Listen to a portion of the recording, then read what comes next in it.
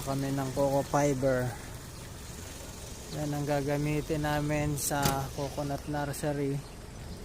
Papatungan ng binag na coconut seedling. Kumuha kami dito sa Candelaria, Quezon. Yan, gabundok ang stock nila. Yan, doon namin isasakay.